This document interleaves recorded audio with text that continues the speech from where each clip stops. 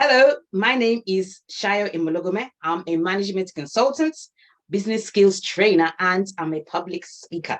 Today, we're going to look at 3 factors that can totally ruin your presentation, especially if you do not have a strategy in place to control these 3 factors. So what are these 3 factors? Crisis management, time management, and memory management. If we have a strategy in place that can control these 3 factors, then we have a very strong chance, like an 8%, 90% chance of giving a fantastic presentation. Crisis management, time management, and memory management. How do we sort out those 3 things? What strategy should we put in place to ensure that those 3 things do not mess up our presentation? So if you're watching me today, I'd like to say welcome.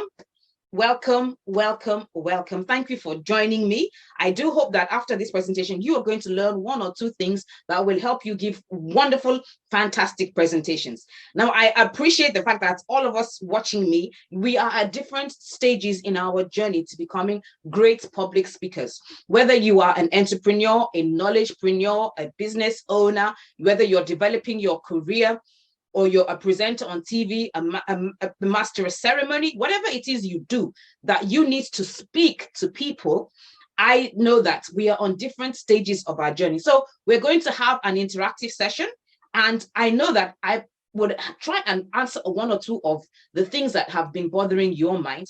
And I hope that after this little presentation, you would pick up 1 or 2 things that will help you in your journey.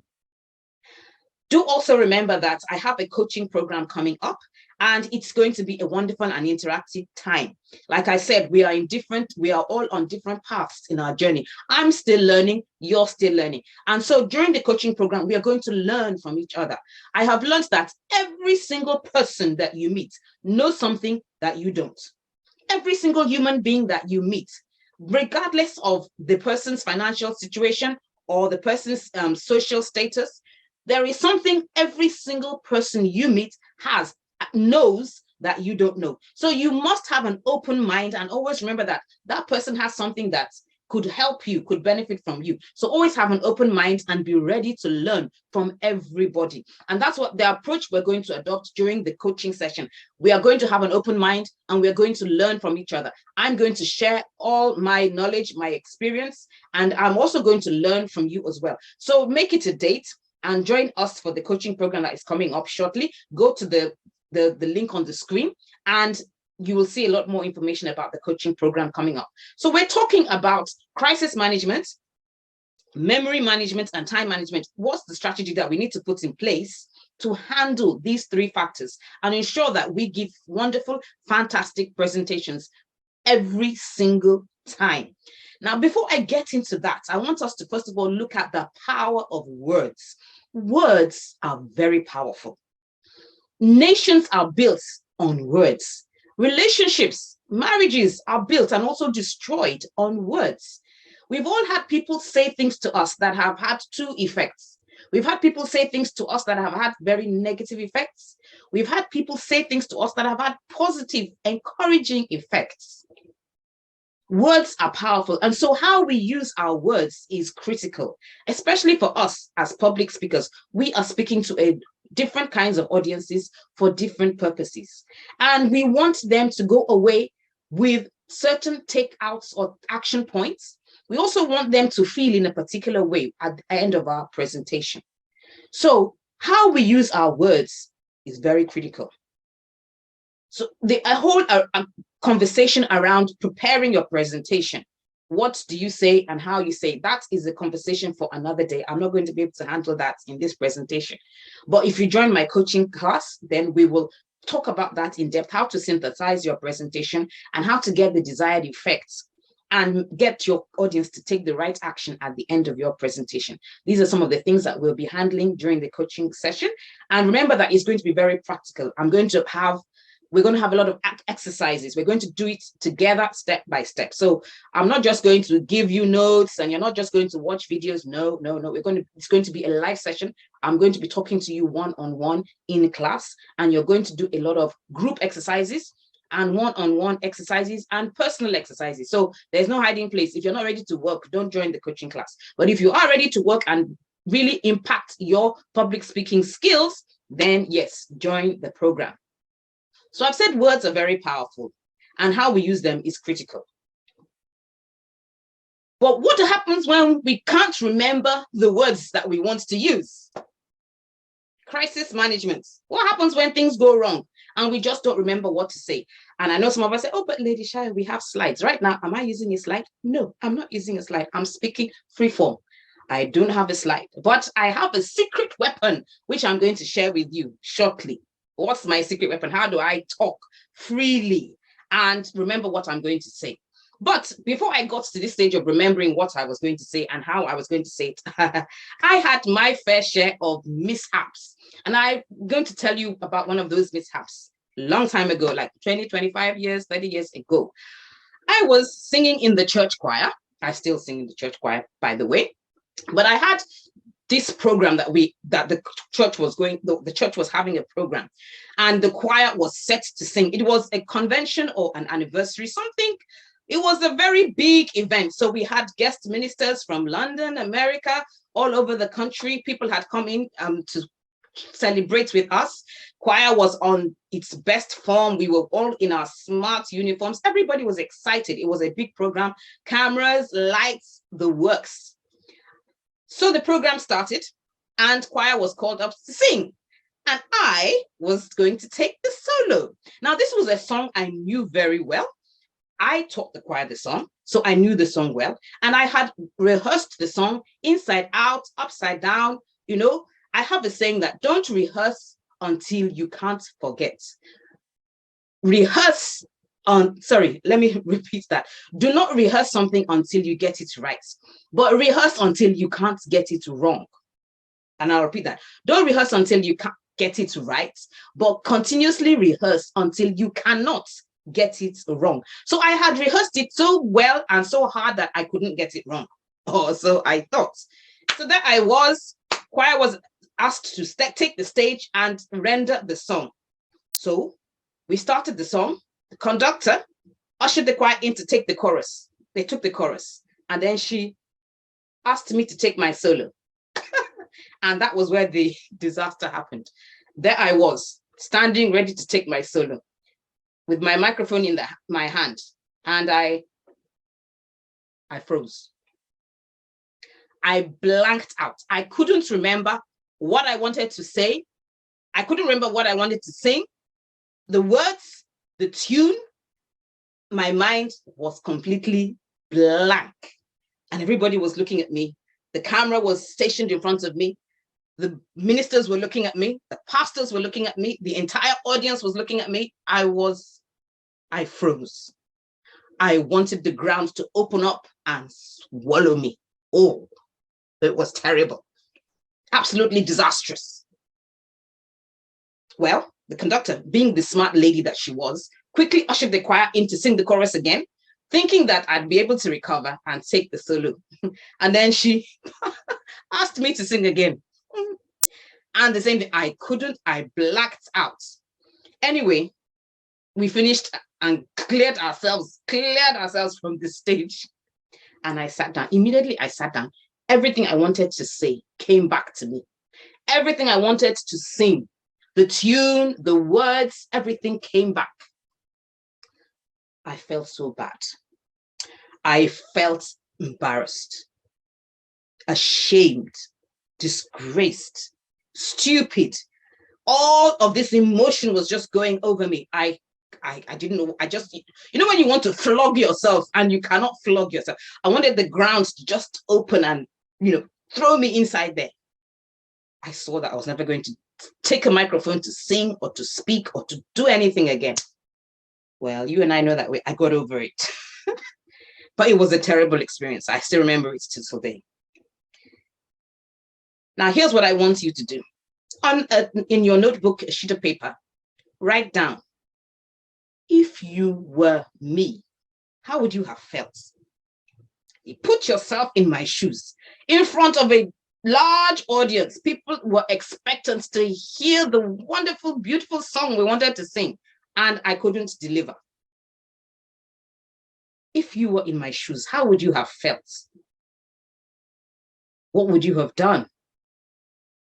It was a very, very unpleasant situation. Would you have done anything differently? Right there on the stage, I couldn't say anything.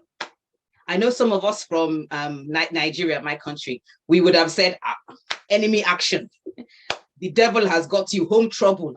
It's spiritual wickedness in high places. Maybe it was, I don't know. But the bottom line is that I couldn't say anything. I couldn't sing. I couldn't do anything. I froze.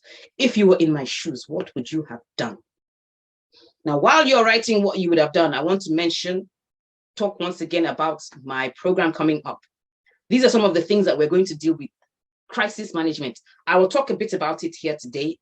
Yes, but we are really going to in-depth into crisis management. What do you do when this kind of thing happens? How do you save your face? How do you remove embarrassment and disgrace when things like this happen and go wrong?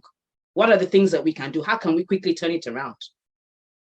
So go to this link and sign up for the program, and you'll get a lot of information on the next steps. And it's a paid event, by the way. Yes, I'll talk about that later. It's paid, it's not free. It's paid. You're going to pay for it because you need to invest in your life. A lot of us spend money on clothes, on shoes, on perfume, on wigs. They're nice. I'm wearing one. We need to look nice. We need to look beautiful, but we need to also invest good money in our lives to develop ourselves and help. Because when we invest in our lives, we can actually use these skills to make more money. That's the whole point, isn't it? Make more money. So yes, you're going to pay a little amount of money. It's not much, but it's something that you need to do for yourself. For yourself, you need to invest good money into yourself, into your own life, and develop yourself. So back to my story. What do you do in that situation? Now, I know 25 years, that was 25 years ago. There was no screen. So some of us that are saying, Lady Shayo, the church has screen. They put the lyrics on the screen. There was no screen back in the day. There was no lyrics anywhere. Some of you will say, okay, you'd have carried a sheet of paper to read the lyrics, like, carry the songbook. Yeah, you could have done that. But you and I know that when you're reading things and you're talking freeform, it's different. I've tried it. I can't just read from it.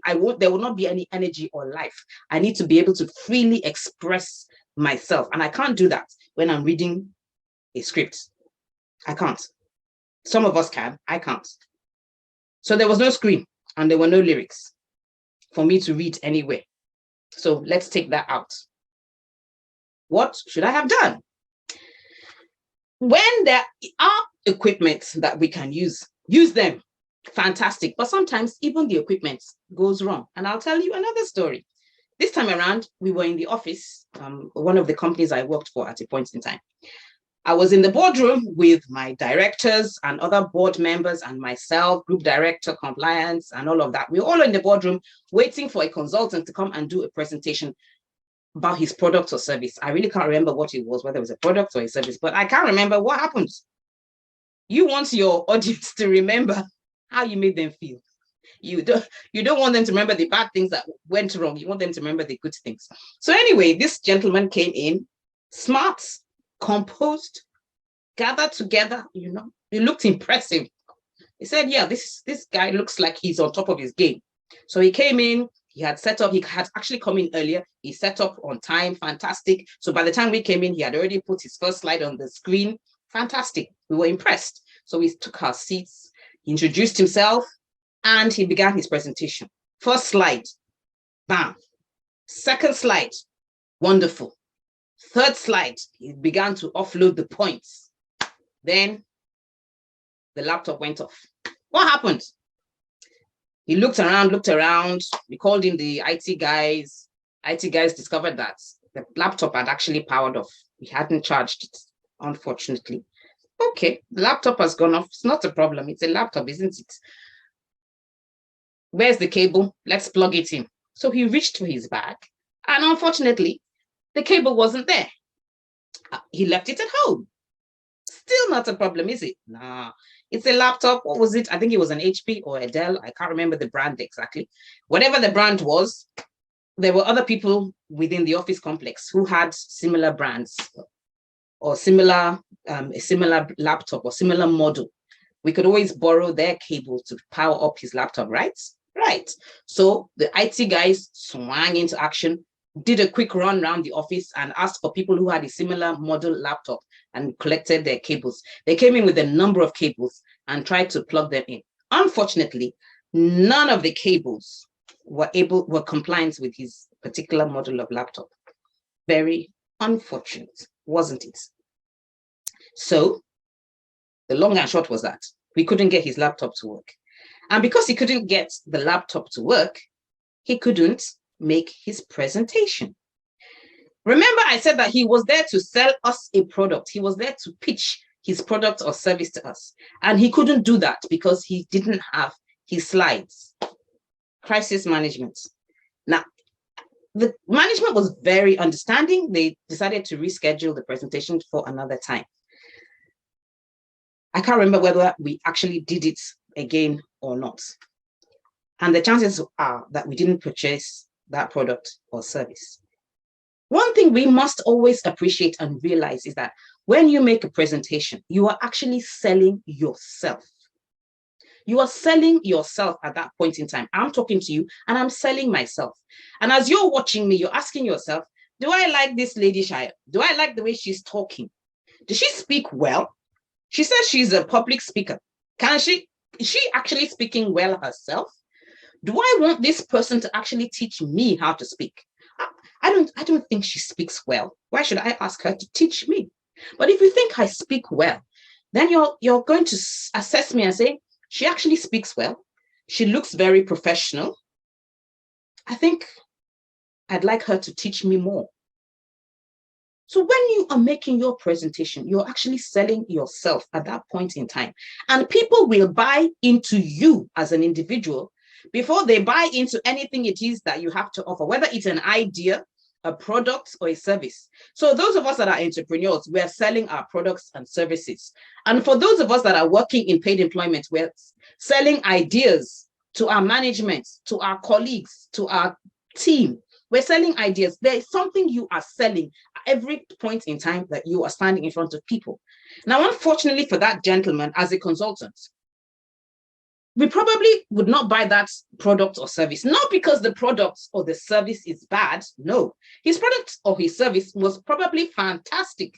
But we're looking at the person and we're asking ourselves, he couldn't complete his presentation because he didn't have his slides. And so he didn't know what to say or how to say it. He couldn't continue the conversation without the slides. So for us, we're asking ourselves, he looks disorganized. He's not all together. If I ask this person to provide a service, how am I sure that he's going to be professional about it? Those are the kind of questions that would come up in our mind at that point in time. So what's the strategy that we need to deploy in crisis management, time management, and of course, memory management? How do you manage the crisis? How do you manage your time? And how do you manage what you want to say at all points in time so that no matter what goes wrong with your slides or your memory or anything, you are still able to give a strong, convincing presentation. You are still able to make your audience buy into you, buy into what you are saying, buy into your idea, and take the desired actions that you want them to take at the end of your presentation. So, what are those 3 steps? Once again, crisis management, time management, and memory management. Those 3 things. What's the strategy that we must deploy to manage them effectively? It's a very simple strategy, and something I learned. Like I said, I continuously learn. I continuously upgrade myself. Learning is a continuous process, and I invest money in learning. That's why my courses are not free, but they are impactful. I learned that we can use story maps to sort out all of these problems. Story maps. So what's a story map? I'll show you what a story map is, and I'll show you how to to create your story map. And it's a concept that I learned from a gentleman called Chris Baldwin. I have to give credit to him. Don't steal other people's ideas. No, I give credit to him, Chris Baldwin. I took one of his short courses, and it was quite impactful and very, very insightful. And he talked about using story maps. And I've employed that method in my presentations, and it helps me talk through my conversations very easily, free form. I feel free, and I don't forget what I want to say. So what's a story map? Very quickly, I'll just pick it up from here. So if you can see this, I don't know if you can see it very clearly because my screen is white. So I will try to take a picture of it and place it on top here so you can see. Excuse me. So a story map. Get a A4 sheet of paper. A4 sheet of paper. And in the middle of your paper, put a circle or a square, anything you like. You can use a marker, a biro, nothing fancy, nothing structured. If you want to use your computer, for those of us that are technically savvy, fine. But sometimes writing it on a plain sheet of paper is simple and easy. So take a sheet of paper, put a circle in the middle of the paper, and put the title of your presentation. For every presentation that you're going to give, you will have a story map. Every single presentation, create your story map. You can actually start from your story map before you begin to develop your slides or any other thing you want to develop, because the story map is like a simple guideline of what you want to say and how you want to say it. I like to call it a picture of my presentation. As children, you know that we talk to children in pictures. Adults themselves too, a lot of us that are visual in our learning process, once we see a picture, we can remember and we can identify with those things a lot more easily than with lots of words. So while guidelines are good, you have to read the guideline. You might not have the time to read the guideline, but if it's a picture, you can just see the picture and remember, okay, this is what I want to say here. So our story map is a picture of our presentation, and we're going to draw the picture now. So like I said, put a circle in the middle of your paper. Now that circle at the middle of the paper is your title. And under the circle, you can just put 3 points. Those 3 things will say, how do I want my audience to feel? And what are the key takeouts of the presentation? What do I want my audience to do at the end of the presentation? Bullet points, 1, 2, 3. Don't make nothing fancy, no long grammar. Pam, pam, pam. Right. Now let's picture a clock. You know what a clock looks like? You've got the 12 at the top, and then you've got the 3, 6, how the clock goes. That's how your clock goes. Remember a clock. With your clock at 1 o'clock, at the 1 o'clock point, you're going to put your beginning. At the 11 o'clock point, you're going to put the end. Okay, do we get that right? At the 1 o'clock, you put the beginning. At the 11 o'clock, you put the end. So just you can put a circle or a box, whatever you want to put, and put the beginning and the end. As public speakers, we all know that you have to start with a very strong beginning, impactful, something that will catch people's attention, icebreaker, whatever it is you want to do at your presentation then. 1, 2, 3 bullet points, how you want to start off your presentation at the beginning. At the 3 o'clock, you'd come up with your first story. Now, in this presentation, I've told you a number of stories. I've told you a story about how I forgot my words at the beginning. That's a story, and we can identify with that.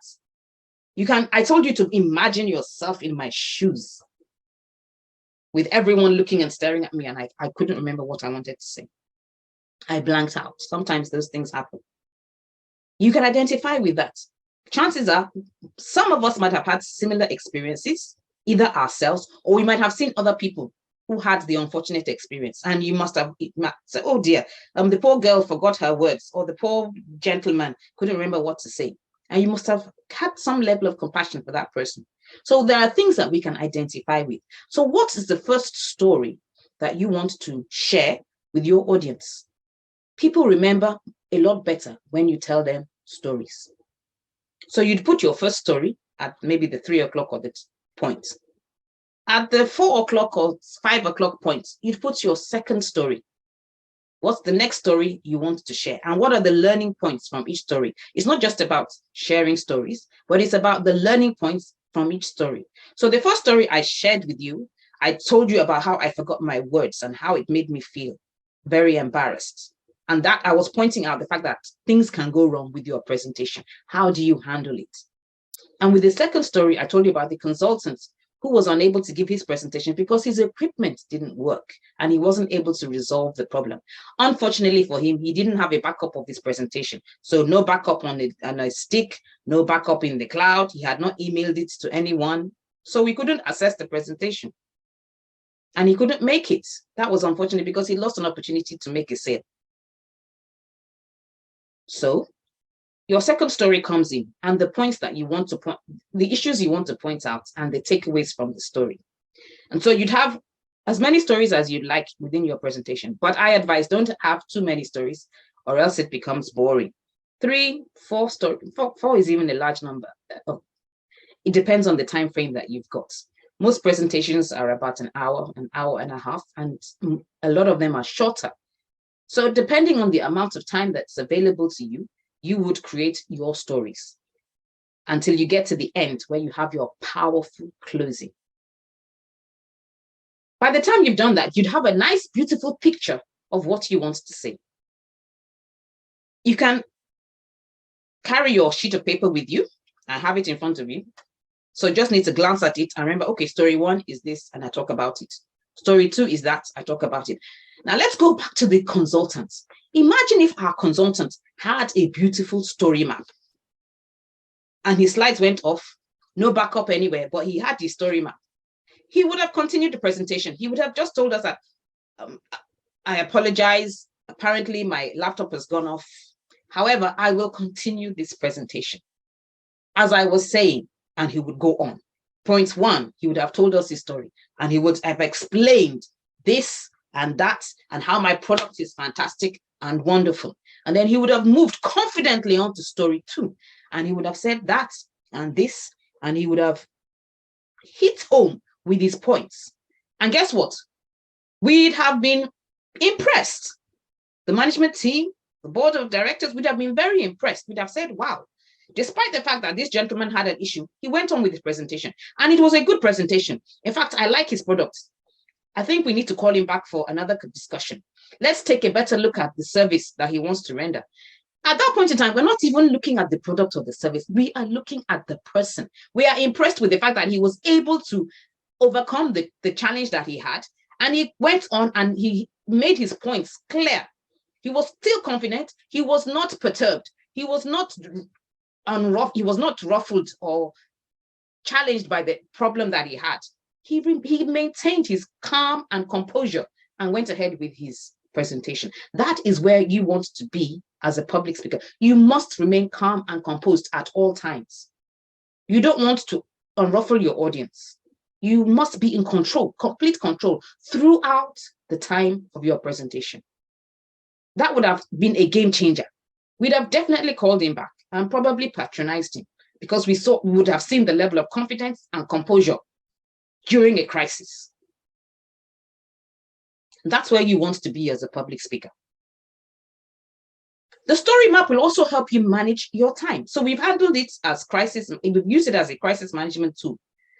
No matter what happens, once you have your story map, you're good to go. So I advise your story map, put it on your phone if you have to, or your tab, have the physical paper. Back it up in you must not, don't make any mistake with your story map. But the good thing about the story map is that even if you don't have the physical one, because it's a picture, in your mind's eye, you can actually still remember what is on your story map. You might not remember your 30 slides or your 20 slides, but you will probably remember your story map. If you have a beginning and an end and 3 stories, trust me, you will remember your story map. It's not difficult to remember. You will just picture in your mind's eye, this is my beginning, this is my first story, second story, third story. You're likely to remember your story map. So that's why story maps are so powerful. Very, very powerful tool. Now let's use the story map to manage our time. You've been given 1.5 hours. You already know that you've got your beginning, you've got your end, and you have 4 stories. Every story should have a long version and a short version. I've told you to short versions of my stories. If I want to make those stories longer, I can. Putting in a lot more emotion and graphic description and all of that, I can actually make the stories longer. So if I notice that I've got more time, or sometimes when you're presenting, they pass you a piece of paper and say, we've added 15 minutes to your time, probably because the next speaker hasn't arrived and they need you to keep talking until the guy comes in. Fine, we don't mind. You've got extra 15 minutes. How do I elongate your story? Very simple.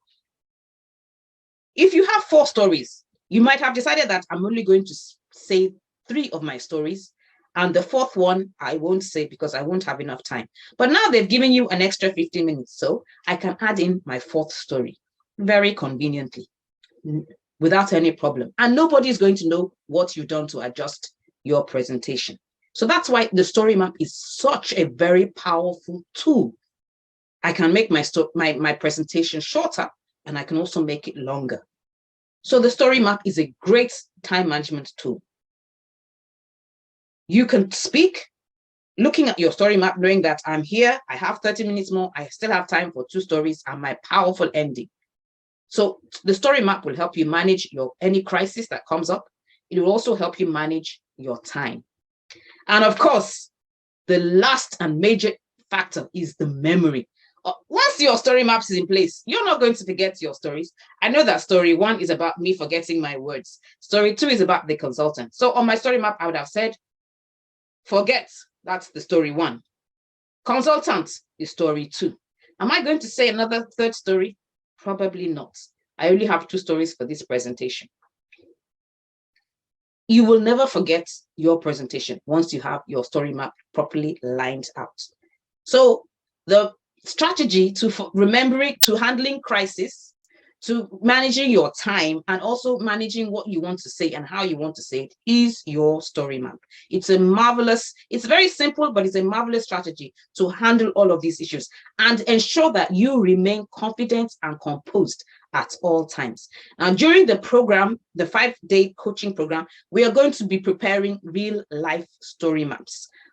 And we're going to present using our story maps. So we're going to learn how to use them properly, learn how to use them accurately, learn how to use them to make our presentations. We're going to be doing a lot of practical exercises together during the 5-day coaching program. And like I said, it's online, it's on Zoom, and I'm going to talk to you one-on-one.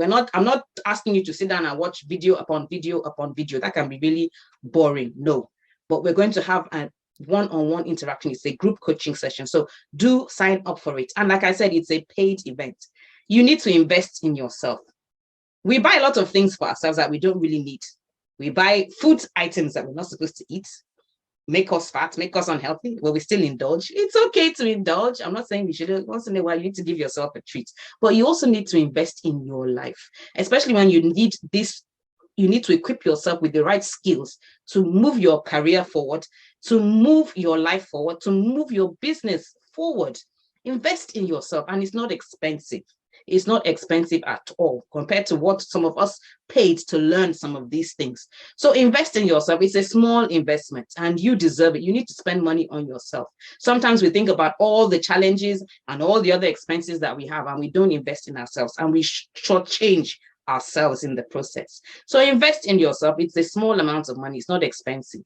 And it's 5 days. We're doing a 5-day program, which means every day there's activity for you, and you will get the recording at the end of the program. So please sign up for the program. We're going to have a marvelous time together. And best of all, you're going to meet new friends. You're going to network. And of course, if you're for business purposes, for career purposes, you never can say who you're going to meet. You're going to make some really valuable and powerful connections, because we're going to do a lot of interaction and group assignments. So definitely you're going to connect with other like-minded professionals and individuals. And it's going to be a very engaging and interesting session. So ladies and gentlemen, that's it from me today. Remember that words are very, very powerful. Words can make you sore, S-O-R-E, make you feel very bad. And they can also make you soar, S-O-A-R. I would like us to be able to use words to make our audience soar, SOAR, and achieve their goals and aspirations for life. So please sign up for the course, and I will see you in class.